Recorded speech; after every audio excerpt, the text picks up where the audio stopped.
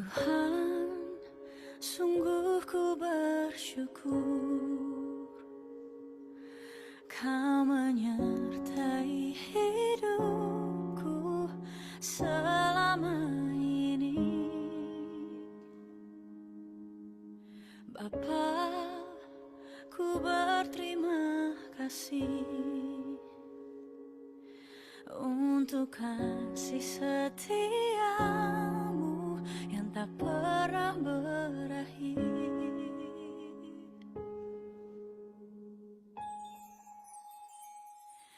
Aku ada hari ini karena Tuhan baik dan teramat baik bagiku. Semua yang ku alami bersamamu ku lewati, indahnya kasih Tuhan seperti pelangi. Sehabis hujan, Tuhan, sungguh ku bersyukur Kau menyertai hidupku selama ini. Bapa, ku berterima kasih untuk kasih setiamu yang tak pernah berakhir. Aku ada hari ini karena Tuhan baik dan teramat baik bagiku. Semua yang ku alami bersamamu ku lewati, indahnya kasih Tuhan seperti pelangi. Sehabis hujan,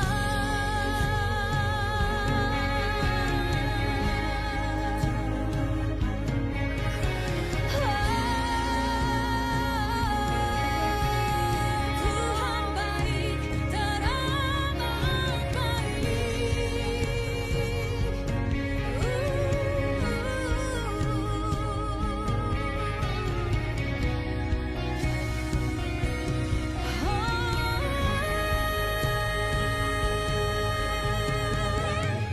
Aku ada hari ini karena Tuhan baik dan teramat baik bagiku.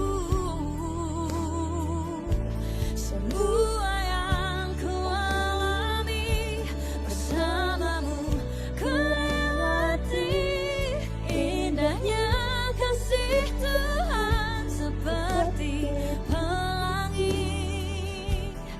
Indahnya kasih Tuhan seperti pelangi.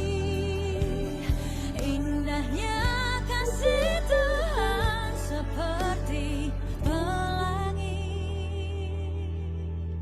Sehabis hujan. Tuhan baik, teramat baik. Kami ada sebagaimana kami ada semua karena anugerah-Mu. Aku ada hari ini karena Tuhan baik dan Engkau teramat baik bagiku. Semua yang kami alami untuk menunjukkan bahwa Engkau sungguh baik adanya di dalam kehidupan kami. Indahnya kasih-Mu Tuhan, seperti pelangi sehabis hujan yang tidak akan pernah berhenti, membawa janji bahwa Engkau selalu tidak akan menimpakan kembali air bah di dalam kehidupan kami. Tapi Engkau berjanji lewat pelangi ada berkat setelah mendung, setelah hujan. Ada berkat, ada pertolongan Tuhan. Indahnya kasih Tuhan dalam kehidupan kami. Kami boleh melangkah di dalam tuntunan Tuhan. Kami mengucap syukur di dalam nama Yesus. Haleluya. Amin. Saudara, di dalam Roma 14 ayat 8, firman Tuhan berkata, sebab jika kita hidup untuk Tuhan. Dan jika kita mati untuk Tuhan. Jadi baik hidup atau mati, kita adalah milik Tuhan. Kita bersyukur pada hari ini Tuhan menambahkan usia pada saat ini, menambahkan hingga usia yang ke-46 tahun. Semua karena berkat dan anugerah Tuhan yang melimpah di dalam kehidupan saya. Dan saya percaya bahwa hari demi hari itu Tuhan tolong. Hari demi hari Tuhan berkati. Hari demi hari Tuhan menunjukkan bahwa Dia setia. Apa yang kami perlukan Dia sediakan. Dan bukan soal apa yang kami inginkan, tetapi apa yang kami butuhkan itu Tuhan sediakan.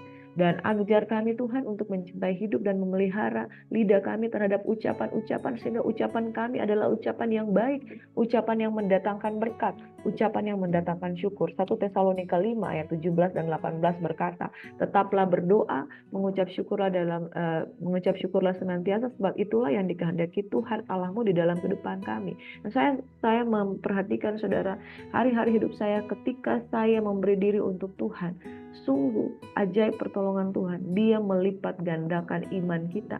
Bahkan Dia melipat gandakan berkat yang ada pada kita. Waktu kita belum bertobat, segala sesuatu rasanya itu binasa, segala sesuatu itu rasanya tidak ada yang menjadi berkat. Tetapi ketika kita bertobat dengan sungguh-sungguh, hidup kita yang terpuruk Tuhan angkat.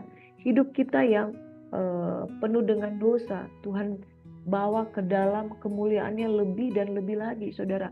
Jadi usia jasmani itu sebenarnya tidak dapat dibandingkan dengan usia pertambahan kehidupan kita dalam kerohanian, semakin ditambah-tambah. Saudara, lahir secara jasmani itu tidak cukup. Saudara itu harus lahir secara rohani. Kalau hidup secara jasmani, yang bertambah-tambah di dalam kehidupan kita adalah fisik kita makin bertambah, ya, pengetahuan kita makin bertambah. Tetapi ujungnya adalah kebinasaan jikalau kita tidak lahir di dalam Kristus. Tapi kalau kita lahir dalam Kristus, maka saudara, firman Tuhan katakan, segala sesuatu kuanggap rugi karena Kristus. Karena masa lalu, firman Tuhan katakan di dalam Filipi adalah sampah. Tetapi hidup kita ketika kita di dalam Kristus, itulah hidup yang penuh dengan pengharapan. Saya menyadari saudara, ketika kita ditambahkan usia di dalam umur jasmani, yang harus kita renungkan adalah bagaimana kehidupan kita secara iman dan kerohanian di dalam Tuhan. Itulah yang paling penting di dalam hidup kita. Makanya saudara, kalau kita menghitung berkat-berkat Tuhan di dalam kehidupan kita secara jasmani, Tuhan sudah sangat memberkati kita. Tetapi bagaimana dengan kehidupan rohani kita? Apakah kita mengalami pertumbuhan iman? Nah, saudaraku yang diberkati, dan Tuhan akan memberkati pertumbuhan iman kita. Bukan apa yang tidak ada pada kita, tetapi apa yang ada pada kita. Yaitu kalau kita percaya, yaitu kalau kita menerima Yesus dengan sungguh-sungguh, maka itulah yang akan Tuhan lipat gandakan dan memberkati kita. Makanya firman Tuhan katakan di dalam Matius 25, saudara, Tuhan memberikan kita 1 talenta, 2 talenta, dan 5 talenta. Bagi engkau memperlabakan talenta itu, maka saudara, talenta itu dapat kita pakai untuk hormat dan kemuliaan nama Tuhan. Dan Tuhan berkata bahwa engkau adalah hambaku yang baik. Tapi barang siapa tidak memperlabakan talenta yang ada padanya, dikatakan engkau adalah hambaku yang jahat dan malas. Saudara, yang saya mau katakan, di pertambahan usia kita ditambahkan Tuhan, usia jasmani dan usia rohani. Tuhan akan memperlambakan apa yang ada pada kita jikalau kita melakukan segala sesuatu seturut dengan kehendak-Nya. Jangan kita merayakan hari-hari hidup kita bukan seturut apa maunya Tuhan. Saudara, seluruh hidup kita adalah milik Tuhan. Jika kita hidup, mari hidup untuk Tuhan. Jika kita mati, kita pun mati untuk Tuhan. Baik hidup atau mati, kita adalah milik Tuhan. Dan saudara, Tuhan akan melipat gandakan. Tuhan akan memberkati apa yang ada pada kita. Oleh karena kita menyerahkan hidup kita sungguh-sungguh dengan Tuhan, maka Dia akan memperlabakan apa yang ada padamu, bahkan memberkati engkau. Sehingga janji Tuhan kepada Abraham, aku akan memberkati engkau, maka engkau akan menjadi berkat bagi bangsa-bangsa. Saudara, apa yang ada padamu, Tuhan akan perlengkapi, Tuhan akan memberkati, dan Tuhan akan melipat gandakan. Pada pagi hari ini, saudara, kita akan merenungkan berkat-berkat Tuhan yang luar biasa di dalam kehidupan kita. Dan apa yang ada padamu itu pasti Tuhan akan memberkati. Jikalau engkau mulai hidupmu, hidup dalam satu kehidupan yang lahir baru di dalam kehidupan rohani yang di dalam Tuhan. Tanggalkan hidup jasmanimu, di dalam kehidupan masa lalu, masuk di dalam kehidupan rohani, mulai mengenal Tuhan, mulai mengikut Kristus, kemanapun Tuhan pergi, engkau ikut Dia, maka Tuhan akan memberkati, bahkan melipat gandakan apa yang ada padamu dan apa yang tidak ada padamu. Semakin engkau memberikan hidupmu, semakin engkau akan diberkati, semakin engkau akan dilipat gandakan, menjadi berkat bagi bangsa-bangsa. Tuhan tidak berencana untuk memberkati engkau untuk dirimu pribadi. Engkau akan dijadikan berkat bagi bangsa-bangsa. Pagi hari ini saudara, kita akan merenungkan firman Tuhan dari Markus 6 ayat 30 hingga ayat 44. Tuhan memberkati dan melipat gandakan. Firman Tuhan, kemudian rasul-rasul itu kembali berkumpul dengan Yesus dan memberitahukan kepadanya semua yang mereka kerjakan dan ajarkan. Lalu ia berkata kepada mereka, marilah kita ke tempat yang sunyi supaya kita sendirian dan beristirahatlah seketika. Sebab memang begitu banyaknya orang yang datang dan yang pergi, sehingga makan pun mereka tidak sempat. Maka berangkatlah mereka untuk mengasingkan diri dengan perahu ke tempat yang sunyi. Tetapi pada waktu mereka bertolak, banyak orang melihat mereka dan mengetahui tujuan mereka. Dengan mengambil jalan darat, segeralah datang orang dari semua kota ke tempat itu sehingga mendahului mereka. Ketika Yesus mendarat, ia melihat sejumlah besar orang banyak. Maka tergeraklah hatinya oleh belas kasihan kepada mereka, karena mereka seperti domba yang tidak mempunyai gembala. Lalu mulailah ia mengajarkan banyak hal kepada mereka. Saudara, pada pagi hari ini kita melihat kebenaran firman Tuhan, bahwa banyak orang ingin mencari Yesus karena mereka menginginkan mujizat terjadi di dalam kehidupan mereka. Ketika rasul berkumpul dengan Yesus, memberitahukan kepada mereka semua yang mereka kerjakan, Yesus mengajak mereka, mari kita ke tempat sunyi supaya kita sendirian dan beristirahat, karena mereka baru melakukan perjalanan misi untuk pergi memberitakan kebenaran kemana-mana. Sebab memang banyak orang datang pergi sehingga mereka pun tidak sempat makan. Makanya mereka menyendiri. Lalu mereka berangkat mengasingkan diri karena begitu banyak ini. Saudara, pada waktu mereka bergerak, banyak orang melihat dan mengetahui tujuan mereka. Lalu mengambil jalan darat, orang-orang itu menunggu Yesus di satu tempat. Nah, saudara, ketika Yesus mendarat, ia melihat sejumlah besar orang. Jadi Yesus sudah menghindar orang-orang itu yang mengejar dia, tapi mereka mengambil jalan darat, segera datang orang dari semua kota ke tempat itu, mendahului mereka, sudah menunggu di tempat itu seperti domba yang tidak mempunyai gembala. Lalu saudara, mulailah ia mengajarkan banyak hal kepada mereka. Situasi pada waktu itu mereka ingin menyendiri karena mereka baru melakukan pelayanan yang luar biasa. Saudara yang diberkati, banyak orang-orang yang mengikuti Yesus dengan menunggu di satu tempat di mana Yesus punya tujuan di situ. Lalu Yesus terdorong dengan belas kasihan. Orang-orang ini mengikuti dia, menginginkan pengajaran Yesus seperti domba yang tidak mempunyai gembala.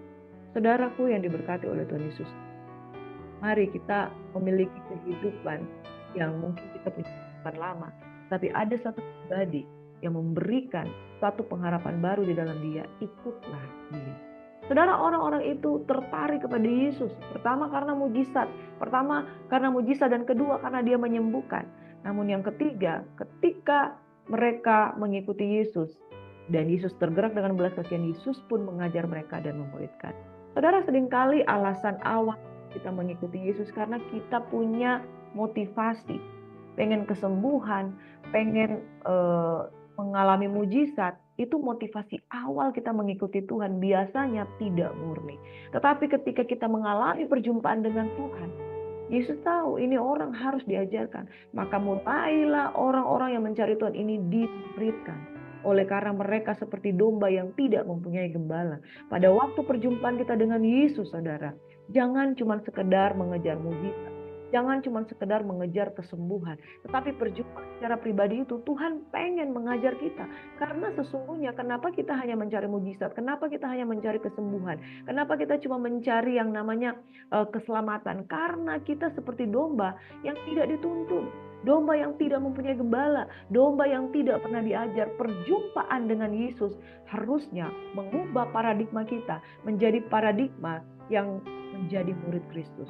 Kalau dulu kita mencari Tuhan karena motivasi, saya juga dulu seperti itu, saudara. Pada waktu saya belum sungguh-sungguh mengenal Tuhan. Motivasi saya adalah supaya saya mengalami kebahagiaan. Motivasi saya mengenal Tuhan supaya saya mengalami perubahan hidup. Saya mengalami perubahan nasib. Dan saudara, saya mengikuti Yesus karena ada motivasi-motivasi lain di dalam kehidupan saya. Karena keluarga saya, latar belakang keluarga berantakan. Saya mengalami broken heart, saya mengalami patah hati. Saya merasa miskin secara finansial dan lain sebagainya. Ada alasan-alasan motivasi-motivasi terselip di antara keinginan kita ketika kita mencari juru selamat di dalam kehidupan kita. Saudara, itulah kita. Kita datang kepada juru selamat karena punya motivasi. Mengapa saudara? Karena semua orang telah berdosa dan telah kehilangan kemuliaan Allah oleh karena dosa. Maka kita kehilangan berbagai macam hal yang berharga di dalam kehidupan kita, seperti domba yang tidak mempunyai gembala. Tapi tahukah saudara, akibat dari kita mencari Tuhan karena motivasi-motivasi yang salah, perjumpaan secara pribadi dengan Tuhan, Tuhan pengen kita berubah, diajarkan dengan kebenaran. Di dalam Tuhan Yesus Kristus kita dimuridkan, diajarkan dengan kebenaran, supaya kita mengalami perubahan paradigma. Nah, ini saudara yang saya mau katakan kepada kita semua. Jangan bersandar pada usia jasmani kita, tetapi mulailah hidup di dalam usia rohani. Kita lahir baru di dalam Tuhan. Kita seperti bayi yang baru lahir, yang ingin mengecap makanan-makanan yang surgawi. Jadi jangan gunakan pengalaman kita untuk mengikuti Tuhan, tapi menjadi seperti bayi yang baru lahir, yang mau dikasih air dan susu yang dapat membuat kita bertumbuh. Jangan lagi menggunakan makanan-makanan yang lama, makanan-makanan ketika kita masih di dalam manusia lama kita, tapi makanan rohani, yaitu diajarkan oleh kebenaran firman Tuhan. Saudara, supaya apa yang ada padamu, Tuhan mulai buang bagian-bagian masa lalu yang tidak baik. Kemudian mulai bukakan bagi kehidupan yang diberkati. Ada talenta, Tuhan mulai ajarkan engkau hal-hal yang baru di dalam kehidupanmu, sehingga engkau betul-betul mengalami perubahan hidup, perubahan pola pikir, perubahan secara paradigma saudara, sehingga kita menjadi pribadi yang baru dan diberkati. Dan apa yang ada padamu itu, Tuhan mulai memberkati dan melipat gandakan, sehingga engkau keluar menjadi berkat. Pada waktu hari sudah mulai malam, datanglah murid-muridnya kepadanya dan berkata, tempat ini sunyi dan hari sudah mulai malam. Suruhlah mereka pergi supaya mereka dapat membeli makanan di desa-desa dan di kampung-kampung di sekitar ini. Tetapi jawabnya, kamu harus memberi mereka makan. Kata mereka kepadanya, jadi haruskah kami membeli roti seharga 200 dinar untuk memberi mereka makan? Tetapi ia berkata kepada mereka, berapa banyak roti yang ada padamu? Cobalah periksa.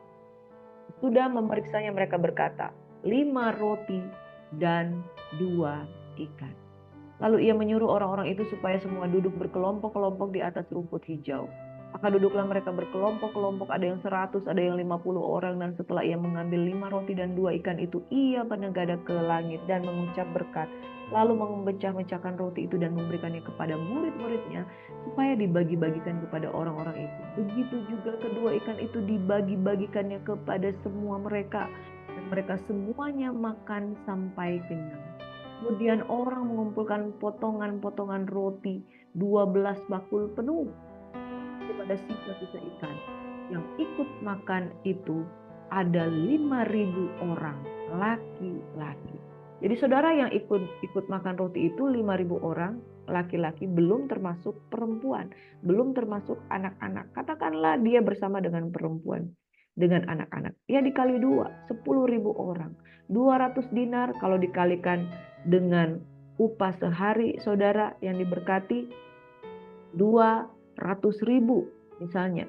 200.000 ya dikalikan dengan 200.000 dikalikan dengan 200 dinar. Itulah seharga yang akan dibayarkan untuk membeli makanan. Nah saudara, 200.000 dikali dengan 200 ya saudara, berapa itu? 40 juta untuk memberi makan.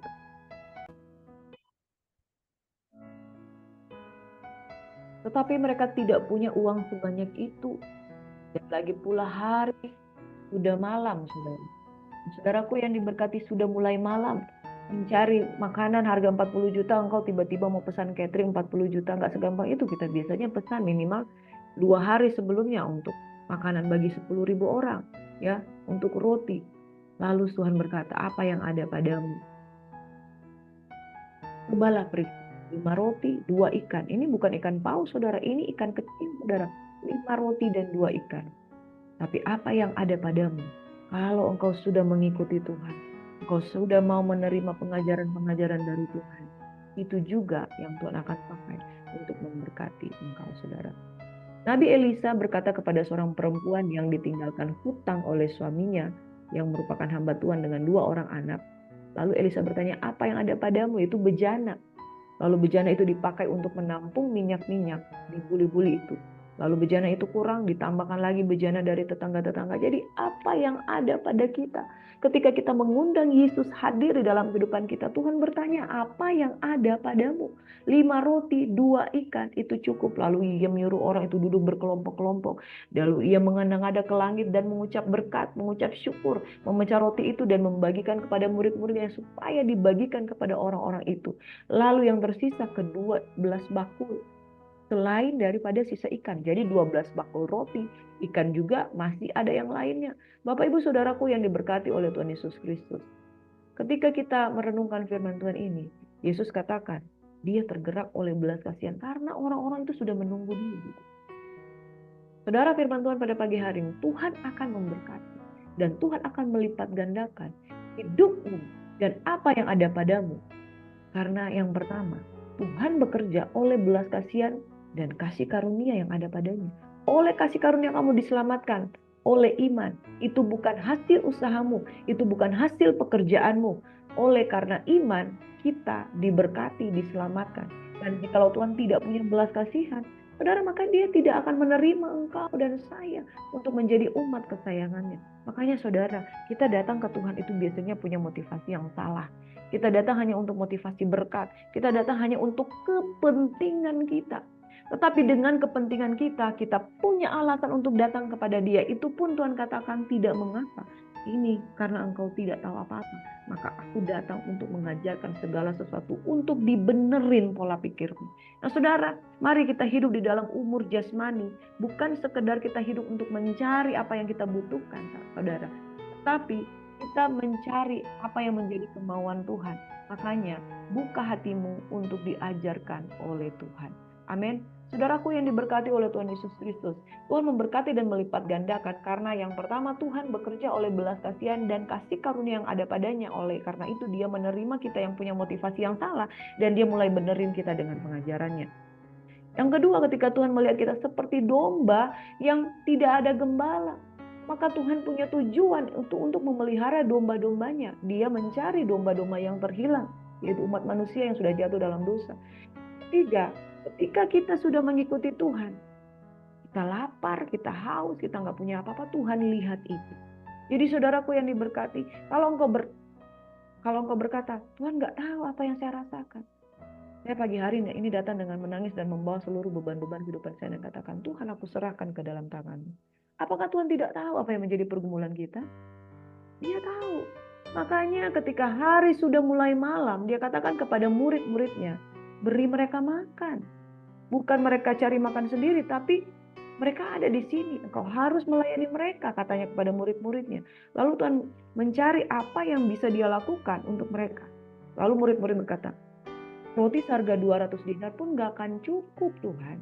Roti seharga 200 dinar itu juga, saudara, mereka mau beli di mana? Malam-malam, itu 40 juta. Kalau dikalikan dengan upah sehari 200.000. Haruskah kami harga 200 dinar untuk memberi mereka makan? Mau cari di mana, saudara? Lalu Tuhan berkata, apa yang ada? 5 roti dan 2 ikan. Saudara, kalau engkau berkata, Tuhan gak tahu apa yang engkau rasakan, apa yang engkau butuhkan. Tuhan gak tahu masalahmu. Saudara dan saya salah besar.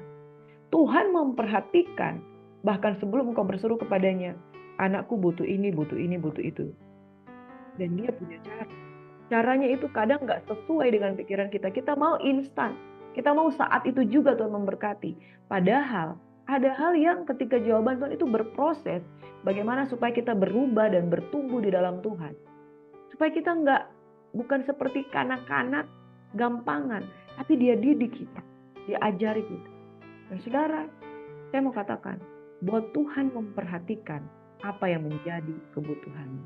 Jadi saudara, Tuhan, yang pertama Tuhan bekerja oleh belas kasihan. Amin. Tuhan bekerja oleh belas kasihan dan kasih karunia yang ada padanya. Yang kedua, Tuhan memperlakukan kita sebagai domba-dombanya. Tuhan memelihara domba-dombanya. Karena dia adalah gembala yang baik, saudaraku. Amin. Dia adalah gembala yang baik. Dan kita adalah domba-dombanya. Jadilah domba-domba yang taat. Jangan jadi domba-domba yang mau kesana kemari. Dan yang ketiga, saudara, Tuhan tahu apa yang menjadi kebutuhan kita. Tuhan tahu apa yang menjadi keperluan kita. Apa yang menjadi doa kita. Nah saudara, waktu itu orang-orang itu tidak makan. 5.000 laki-laki. Ya saudara. Tapi Tuhan berkata kita harus kasih mereka makan. Nah saudaraku yang diberkati, jangan sedih, jangan khawatir seolah-olah tidak ada pengharapan dan Tuhan tidak menjawab apa yang kau butuhkan. Tapi ketahuilah yang ketiga, Tuhan tahu apa yang menjadi kebutuhan. Tuhan tahu apa yang menjadi pengharapanmu. Amin. Makanya saudara, jangan sedih, jangan kecewa. Yang keempat, ketika itu Tuhan katakan pada murid-muridnya, apa yang ada padamu? 5 roti dan 2 ikan. Tuhan akan memberkati dengan apa yang ada pada kita. Mengapa saudara? Karena saudara kita perlu Tuhan memberkati dengan apa yang ada padamu. Kita perlu menyadari bahwa Tuhan sudah memberikan semua yang baik dalam kehidupan kita, tapi kita nggak nyadar. 5 roti dan 2 ikan itu berbicara tentang 5 talenta. Ya, 2 ikan itu berbicara tentang berkat-berkat Tuhan. Saudara, makanya kita harus menyadari sebelum kita mengemis-ngemis dengan Tuhan, apa sih yang ada pada kita? Oh, saya punya talenta untuk bekerja. Saya punya talenta untuk melayani Tuhan. Berikan, kembalikan itu semua untuk Tuhan. Maka Tuhan akan memberkati. Lalu saudara, Tuhan memberkati dengan cara apa? Ketika kita mengucap syukur dengan apa yang ada pada kita. Yesus menyuruh mereka duduk berkelompok. Dia ajar kita untuk mengucap syukur dengan apa yang ada pada kita. Dengan tahu mengucap syukur. Jadi poin yang keempat, Tuhan memberkati dengan apa yang ada padamu. Poin yang kelima, Tuhan mengajar kita untuk mengucap syukur dengan apa yang ada pada kita. Bukan dengan apa yang tidak ada pada kita.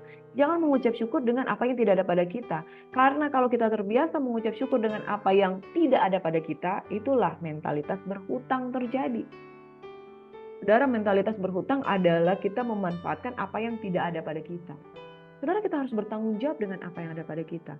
Kalau itu cuma satu bagian dalam kehidupan kita, percayakan itu kepada Tuhan. Supaya Tuhan memberkati. Jangan mengandalkan apa yang menjadi milik orang lain. Kebiasaan berhutang itu yang membuat kita terjerat di dalam satu lingkaran setan. Makanya Tuhan memberkati dengan apa yang ada padamu. Dan mengajar kita mengucap syukur dengan apa yang ada pada kita. Angkat itu kepada Tuhan. Maka terjadi pelipat gandakan.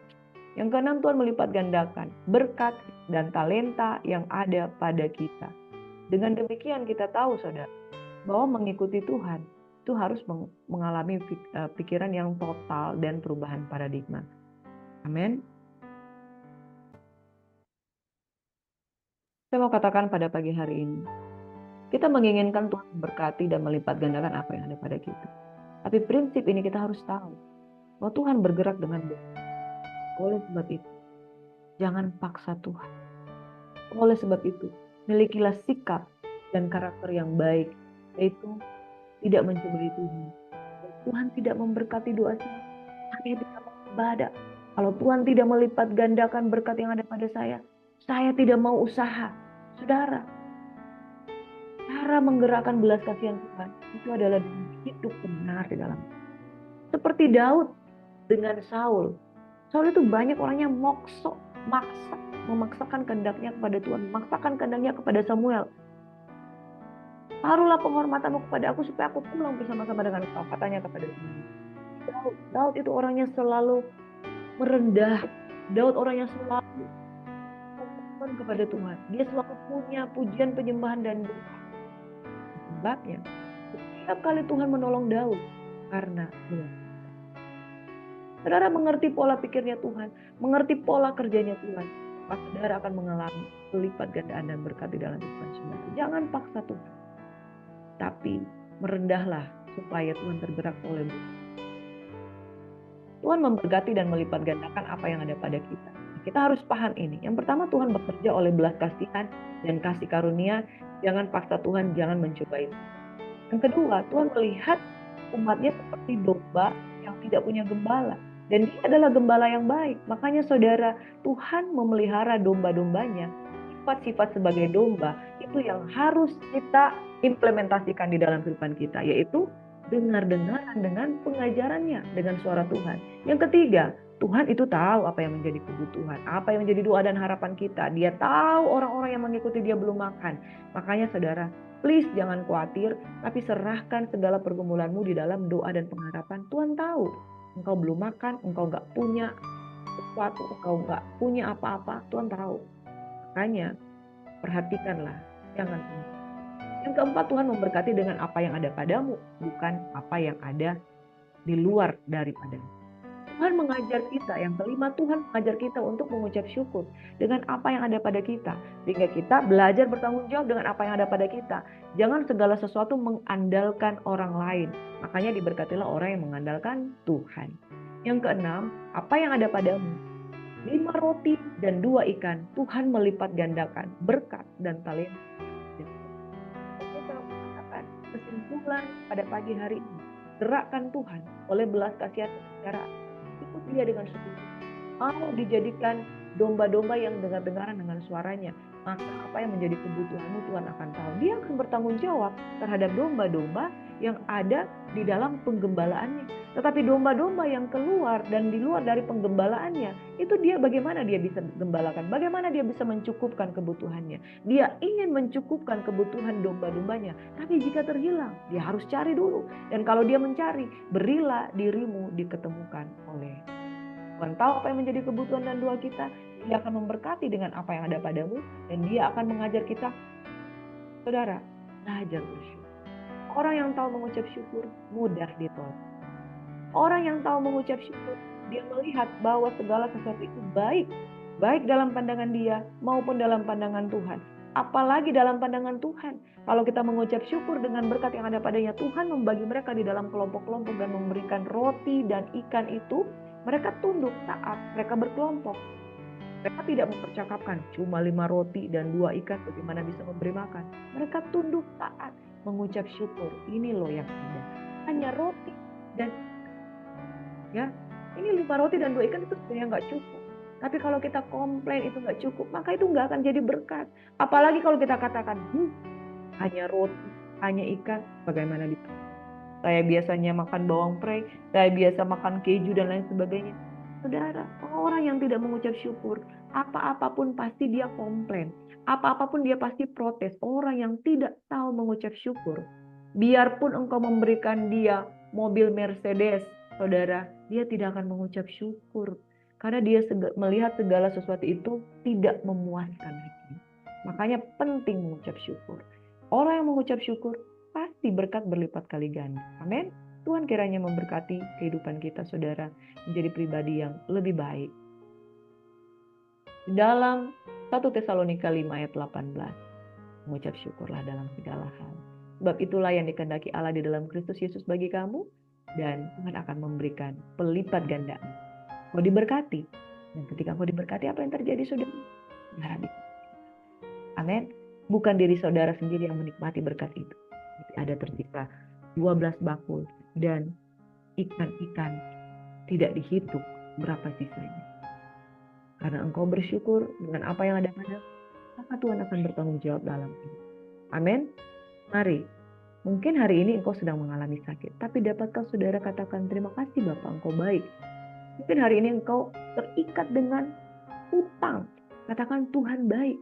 Mungkin hari ini keluargamu belum dipersatukan dengan engkau, terpisah oleh karena anakmu dibawa oleh istrimu, anakmu dibawa oleh suamimu, lalu engkau terpisah dengan keadaan. Dapatkah engkau berkata, aku masih hidup aja, aku udah bersyukur. Aku bisa makan aja, aku udah bersyukur. Aku pekerjaanku, duit gajiku nggak cukup. Tapi kalau engkau berkata, Tuhan aku bersyukur untuk upah yang aku terima setiap hari. Aku masih bisa punya gaji, masih bisa makan. Belajar mengucap syukur. Kalau kau mulai mengucap syukur pada perkara-perkara kecil, Tuhan akan membukakan pintu-pintu berkat di dalam hidup. Tapi kalau engkau setiap hari bersungguh, ngomel, tidak percaya, menyalahkan keadaan, menyalahkan suami, tapi itu berkat itu akan terjadi. Count your blessing. Dengan mengucap syukur, maka kita percaya berkat Tuhan tersedia dalam kehidupan kita. Amin. Mari angkat kedua tanganmu. Terimalah berkat Tuhan. Kasih karunia di dalam nama Bapa, Putra, dan Roh Kudus menyertai kehidupanmu. Mulailah menggerakkan hati Tuhan. Dengan belas kasihan dia curahkan berkat-berkatnya. Dia tertarik dengan orang-orang yang rendah hati. Dia tidak tertarik dengan orang-orang yang mencintai dia. Dia tertarik dengan orang-orang yang mengucap syukur dalam segala keadaan dengan apa yang ada padamu. Talenta yang ada padamu, Tuhan akan memberkati. Uang yang ada padamu, Tuhan akan memberkati. Kemampuan untuk melayani, Tuhan akan memberkati. Kemampuan untuk bekerja, kemampuan untuk berkarya, Tuhan akan memberkati. Dan ucapan syukurmu atas segala sakit penyakitmu, Tuhan akan memberkati. Secara khusus kami berdoa untuk Ibu Magdalena, Arlen, Tumiwa, yang kemarin sudah kami doakan di rumah sakit. Tuhan kiranya memberkati, menyertai, menyembuhkan. Sehingga dia beroleh iman. Orang yang bersemangat dapat menanggung penderitaannya. Tetapi siapa yang dapat memulihkan semangat yang padam, semangat yang patah? Tuhan kiranya memberkati Ibu Magdalena, Arlen dengan semangat untuk hidup. Sehingga dia dapat melewati ujian pencobaan dalam hidup. Tuhan memberkati juga pokok-pokok doa hikmat kekasih Tuhan yang selalu kami doakan setiap hari. Di dalam nama Yesus kami memberkati Bapak Adelis Napitupulu, kesehatan kekuatan dia punya kerinduan untuk membaca firman Tuhan setiap pagi. Kami juga berdoa untuk Mama Eska Tuhan, Engkau memberkati sehat kuat tulang-tulangnya dipulihkan, dijauhkan dari penyakit diabetes, stroke, Tuhan dijauhkan dari sakit jantung dan lain sebagainya, yang mengalami pemulihan di dalam Tuhan.